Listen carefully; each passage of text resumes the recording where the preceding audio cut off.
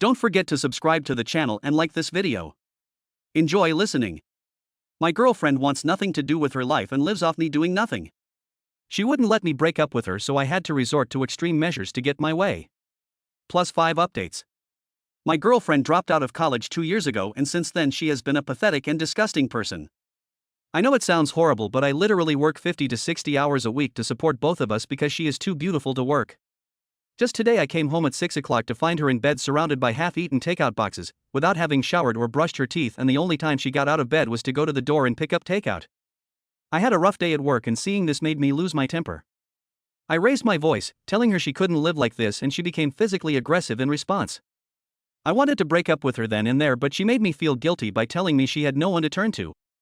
She lay in bed for the rest of the day, and a few hours later I walked into her room telling her I couldn't take it anymore. I didn't care who she turned to, but I couldn't be with her for my own mental health. She tried making me feel guilty again, but when that didn't work she got out of bed, ran to the kitchen, grabbed a pair of scissors and threatened to take her own life. I wasn't taking the risk of calling her bluff and agreed to stay with her. She is sleeping now, and I have decided that I will break up with her tomorrow if she does it again and follows through. Not my fault, I don't care. Update 1. Last night when we were both getting ready for bed, I didn't take my clothes off and instead just stood there telling her that we needed to talk. At first she just smiled and jumped on the bed thinking that I wasn't as serious as I actually was, but eventually she was able to sense the mood. I told her that something wasn't right anymore, that I had tried to make this relationship work and be patient with her for the past few years, but I didn't know how much more time I was willing to spend waiting for her to get a job, go back to school, or just take up a hobby. I told her that I was annoyed and infuriated by the fact that she didn't seem to care about herself and that I hated that she had no goals or aspirations. It was probably the first time in a long time that she was as considerate as she had ever been.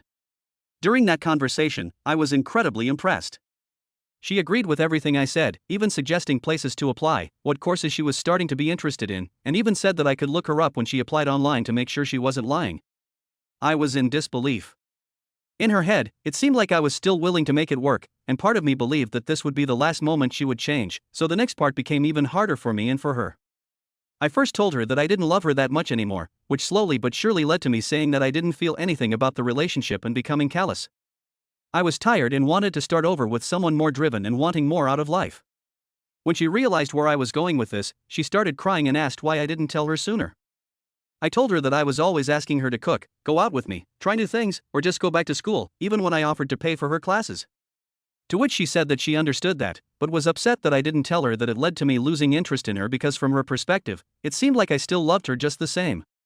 She started apologizing, saying that she wasn't in the right mental state and that nothing motivated her and she really had no interest in any hobbies. The only thing she liked was spending time with me, which she looked forward to every day when I came home. None of this really affected my emotions other than making me feel uncomfortable, so I tried to continue by saying that I thought her lifestyle would be better with someone else, but she immediately cut me off and became more panicked. She started apologizing again for what she did and said she would be a better girlfriend. That she would go anywhere with me tomorrow and would look for courses in August that she could start, but she didn't want to lose me because she had nothing else in her life and she absolutely hated that I stopped loving her. There were so many tears and snot that I said we would have this conversation again when she calmed down, and we ended up doing it about an hour later. She begged me to give her 2 months to change and give her another chance and promised over and over that she would change. She listed all the places she was going to apply to and said she would be a better partner. I never wanted to make her homeless, so it seemed like a good arrangement, even though I had my doubts. I then reiterated that I wanted to date other people, but she seemed much more insistent on that than she did on wanting to fix it. She said just give her a month to try and fix it, and kept asking me what she could do to make me love her again, and that she didn't want me to hate her. She said that was the worst part of it all, and the only person she had was just over it. She seemed like she was about to relapse again, so I said we'd see how things were in a month. In my mind, if I gave her 2 months to get back on her feet, then within a month she would be ready to move on. I also didn't want her to completely break down mentally while I was still living with her, so by giving her a month to fix the relationship, I would give her enough time to accept things. Last night, I slept on the couch and will probably continue to do so for a while. She came out around 3 a.m. wanting to talk more, but I said I was tired and we would talk tomorrow. She then slept on the floor next to me for the rest of the night, apologizing again when I told her to stop. She silently said okay and sobbed a little under the covers, but that's all that's happened so far. This was one of the hardest things I've ever had to do, but I have no regrets and feel so much better for speaking out. I don't know how things will be in 2 months, but I was adamant that this was the deadline.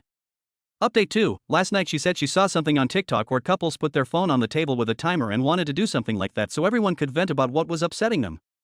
I said that was stupid. If we were going to talk about our problems, it would be better if there was no time limit. She eventually agreed and said I could go first, asking me first when I completely lost my love for her. As I said, it was never one thing, but a building feeling that got worse and worse until it reached this point, and I told her that.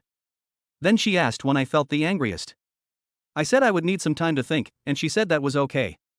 After a few minutes, something came to mind. At first, I couldn't find the right words, but eventually they just started to come out. I told her that the worst time was when I first started working at my hospital. In short, the pace was brutal. It was constant work with little to no downtime as I was constantly learning new things that they never taught me in school, and yet I was expected to handle it like a pro. It was without a doubt the most stressful time of my life, and I feel like the other nurses here will understand. That year really cemented my current mindset: hard work pays off if you have the drive and passion. I told her that I thought that was when I started to lose my senses the fastest. Seeing her at home doing nothing, coming home to no food, no work, no learning, completely glued to the internet with no results. I told her that it was even more frustrating when I would suggest options like working a fairly easy schedule or finding a new interest in learning that would yield better results than the last time, only to have my efforts rejected. I told her outright that it was disgusting. She asked why I hadn't made a big deal out of it at the time, that I should have told her, but I told her there were things that didn't need to be said. I didn't need to remind her to shower, to eat, to do anything other than mindlessly scroll through her phone for hours a day, every day. I also told her that, coming home from the hospital after more stressful days, the last thing I wanted was to waste time begging my girlfriend to do something productive, so I kept my mouth shut and accepted it because she was still sweet and caring. I had no other reason to end the relationship, and so the resentment grew. Around this time, I became angrier, to my regret now, but I'll mention it anyway, like everything else. I told her that when she quit nursing I was upset because I felt she was more than capable of doing what I did, but after spending more time in the relationship and getting to know her better I knew that with the type of person she was she would never be able to finish, so I suggested easier, more casual jobs, less demanding college majors. Even if she just cooked or found an interesting hobby at that point I would still appreciate it. She chose to do nothing for years. That's just the kind of person she was and why I felt romantically tired over time. She asked me if I hated her and I said I didn't know. I told her that she had been very loving and kind, but I hated the way she had managed her life up until that point, that I didn't feel any anger towards her after I had said it all, but I also didn't feel anything anymore. I just felt tired and ready to move on. We maintained eye contact throughout this conversation, and there were moments when it seemed like she was going to break down, but as she said, she remained as calm as possible while I said what I had to say. I told her I was done and that she could speak her mind now, but she asked to continue the conversation later and locked herself in our room for the rest of the day. The next day, we sat down again and finished the conversation. She told me she thought she was depressed, saying that she hadn't felt sad before that night, she just had no motivation to do anything. I had a few messages telling me to ask her about testing for ADHD, but when I brought it up she was very adamant that she didn't feel comfortable. I knew she didn't like needles or going to the hospital in general, but her outright refusal to be tested for a disorder when I told her it wasn't like a regular hospital visit surprised me. She asked me if I could change my behavior, if I would give her another chance. I said I didn't know because I didn't feel anything right now and I didn't know if it would help bring back any feelings, especially since it was my last resort. She asked if there was any compromise and I told her again that if in a month I felt there was a good enough reason to stay together I would do it, but there was no guarantee that my feelings would return but I would match any effort she made. She was disappointed with my answer but I said that would be it. She handed me a piece of paper she had been working on the night before with a list of hobbies and interests she wanted to explore, the two main ones being photography and cooking. Again, she told me she was looking into it and also showed me her phone, providing evidence that she had indeed applied to LinkedIn and Glassdoor for some entry-level positions that she might be hired for. I told her that if she could demonstrate enough passion or interest in these hobbies that she had shown, I wouldn't care if she worked as long as she improved, but if she didn't, it would be best to look for a new job to help her if she moved. I was also asked in private messages if I had any personal friends to talk to. There are two female colleagues that I trust with some information, given the hours we work together at our hospital, and who I trust completely because I think they are extremely down to earth. Both said that I would eventually be love-bombed and things would go back to the way they were, and that I needed to be firm in my decision to move on. They were very helpful, even offering to let me stay over for a few nights, explaining that I would be giving in to her manipulation if I stayed around her, according to them, but it was wrong since I was still officially in a relationship, but I said I would consider it if things got worse. But again, I consider them down to earth, so I always try to take their advice to heart, despite the many messages from you all, privately or publicly, telling me that it would be a mistake.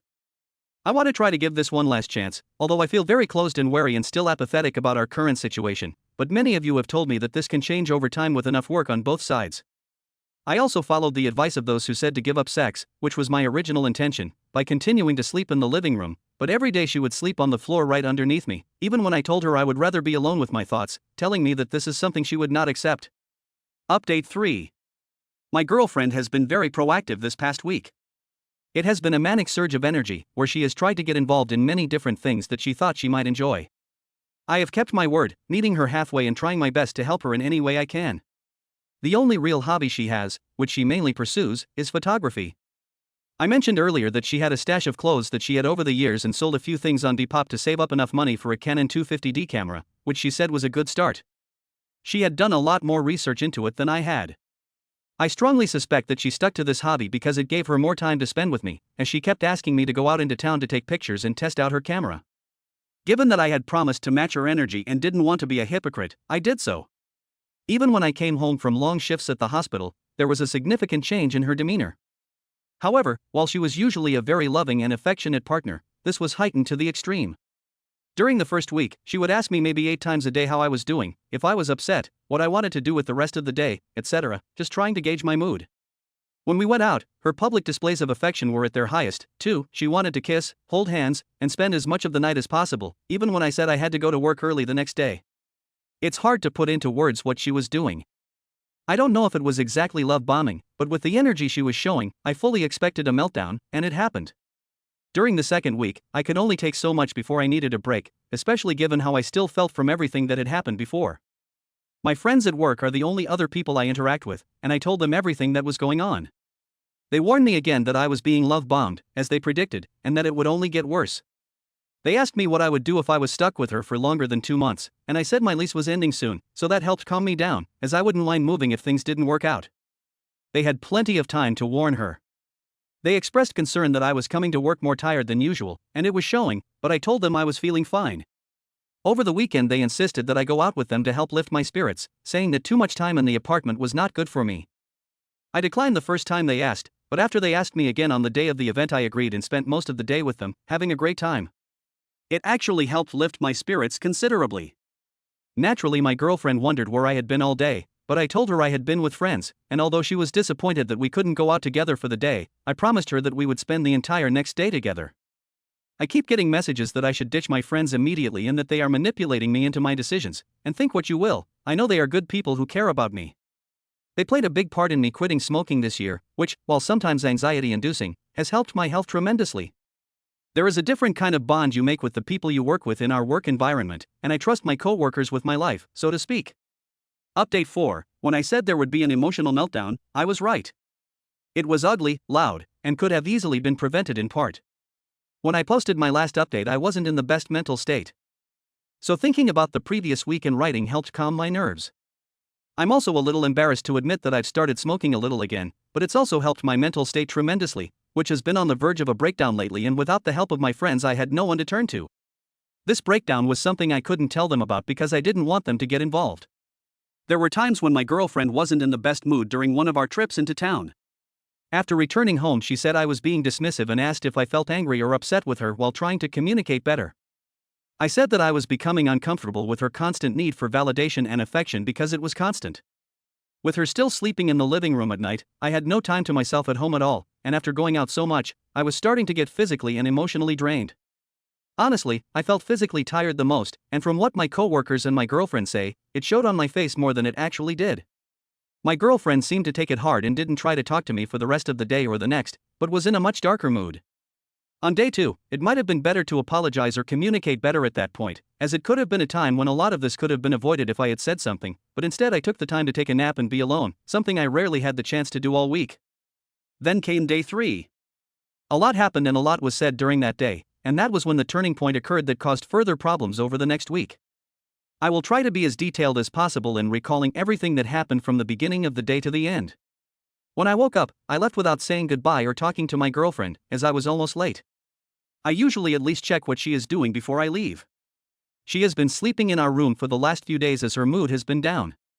My mood at work has been higher than usual as I have had a good night's sleep, been alone and just enjoying my time at the hospital, which hasn't happened very often. There have been a few times when my colleagues have gone out to eat after work and I have refused for the last few weeks, but on this particular day I joined them, which meant I got home around 9 or later. It was quite late and I had a few drinks. This is where I start having trouble writing and I usually stop. As I get home I see my girlfriend sitting in the living room looking straight at me as I walk in without saying anything. This freaked me out and I asked her what she was doing, as she wasn't on her phone or watching TV, just sitting there like she was staring at the wall. Before I walked in she asked me where I was and I said I was with friends.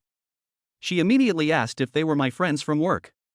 My girlfriend knows I work with women mostly and I've mentioned my friends before our relationship got to this point. I said yes, I was with them and we went out to eat. She asked me if I'd been drinking too. I don't know if it was noticeable or just a casual question, but I said I had been drinking.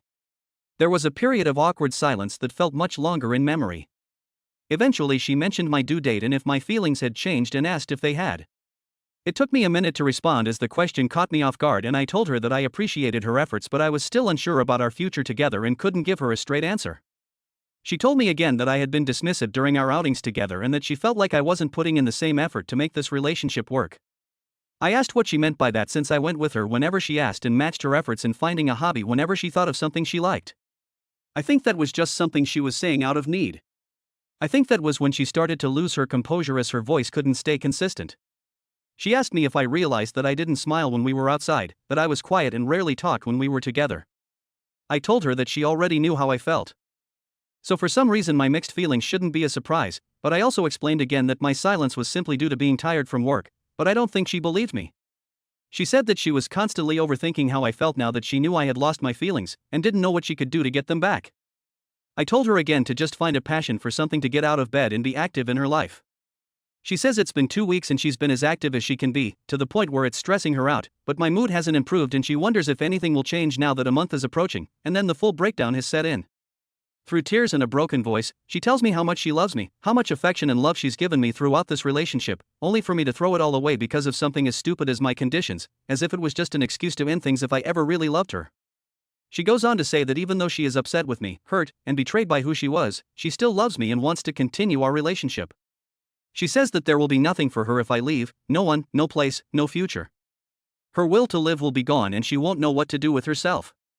Now there are a lot of things I could say, but I don't think I can accurately convey how much she broke down emotionally during that exchange. There were moments where she was almost screaming, completely sobbing, and the whole thing left me speechless, as it was the first time I had ever seen her break down like that.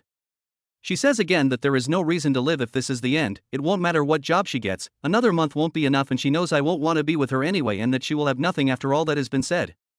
She locked herself in our room again and stayed there for a few days. Every time I tried to knock to start a conversation she would yell at me to leave and I would. After a few days she finally calmed down enough for us to talk and her attitude had changed 180 degrees. She was still upset but extremely apologetic about what she had done and said, telling me that a lot had happened at that moment and she hadn't meant it. The days I was finally able to spend alone without her or my friends gave me the strength to do what I should have done a month ago. I told her as gently and calmly as I could that it was over, that there was no chance that we could be together at this point, and I didn't want to be in a relationship anymore. I said that I would let her stay for 2 more months until she could find a job and I could help her get back on her feet. I also said that if she couldn't do anything by then, I would leave. She started crying again, but in a much more defeated tone, which almost made me break down, but she agreed to the terms, and it was finally over. She was able to find a job in a supermarket after about a week, but only part-time at first, as that was all they offered. After our final confrontation, our relationship pretty much stopped. When she wasn't working, she spent the rest of the day and night alone in her room. I stayed on the couch, as by this time I had gotten used to it and didn't really mind. It seems really wrong and selfish to say, but I felt extremely free and happy for a while. I didn't inform my colleagues of our breakup when it happened and just kept vaguely saying that we were working on it, but at the time I started going out with them often after work, as staying in our apartment felt more like an obligation and was depressing. I had a high I hadn't experienced in a long time, and then it all came crashing down on me the following week. I came down with pneumonia and was out of work for about 2 weeks to recover. At first I thought I was just catching a cold, but one day it hit me like a brick and my lungs were working at 50%. I couldn't take a deep breath without a coughing fit and I was constantly tired. Even now, as I write this update, with most of my symptoms gone, I still have to use an inhaler to help me breathe occasionally. Most days when I was sick I slept between 12 and 14 hours. And when I was awake I was lying down. When I told her I had developed pneumonia and she saw how sick I was, she offered to give me the bedroom again, but I declined and said I was fine since she was working part-time. She had a lot of time at home, and for the first few days she left me alone, but towards the middle of the first week of my illness, she started checking in on me periodically to see if I was okay and if I wanted anything to eat. Honestly, I hated that my illness forced us to interact, not because I was angry or anything, but because it felt incredibly weird and awkward and I now had to depend on her for certain things. Less than a week after our breakup, I wasn't feeling well enough to shop like I normally would, and since she was already working at the supermarket, she insisted on buying food for me, and when I gave her my card, she refused and said she would do it herself. I mostly snacked on fruit and cookies, but she said that if I was going to get better I had to eat real food, so she started cooking for me even when I said I didn't want anything. Even so, we didn't eat together for the first week as she had gone back to her room after checking on me, but at the beginning of the second week when I was home, she started sitting with me when I was awake and talking to me. She would tell me about her day at work and her coworkers and other things.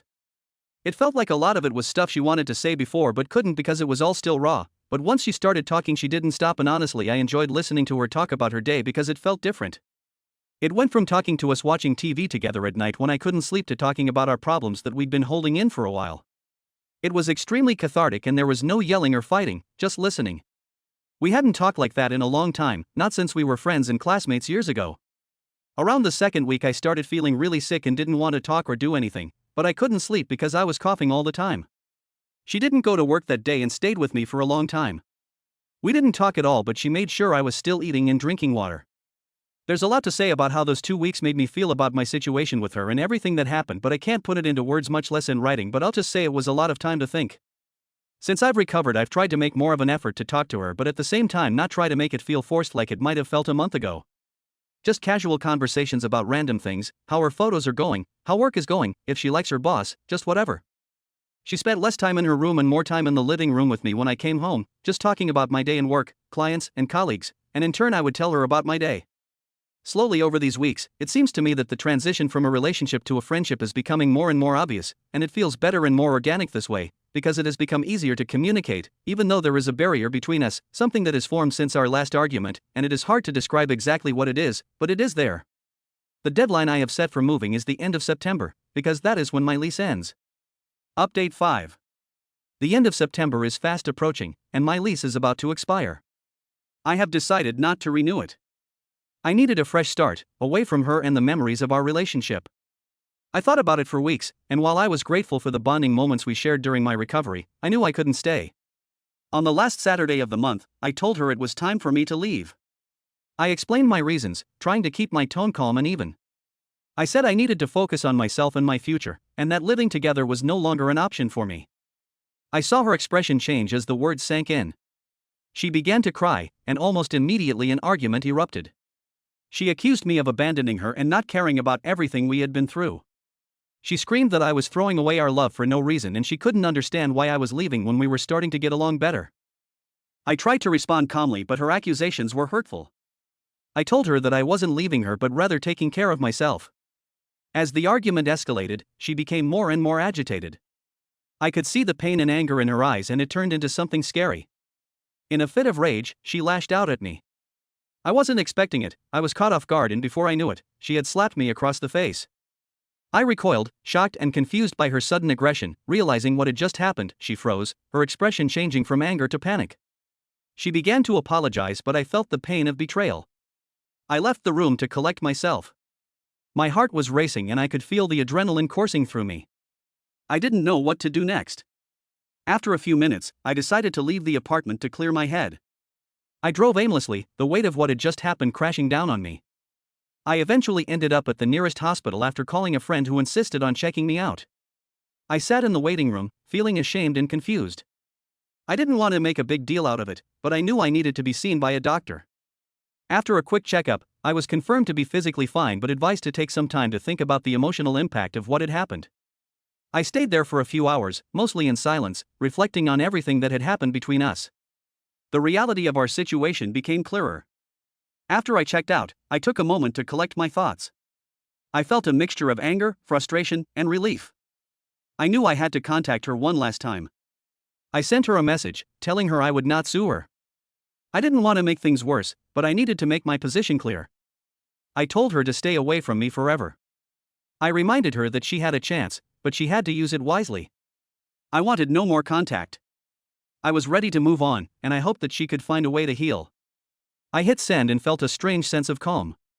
It was finally over. I packed my things the next day and moved out. I left behind the memories, the arguments, and the love that had once existed. It was time for me to start over, away from everything that was holding me back. I didn't look back as I closed the door for the last time.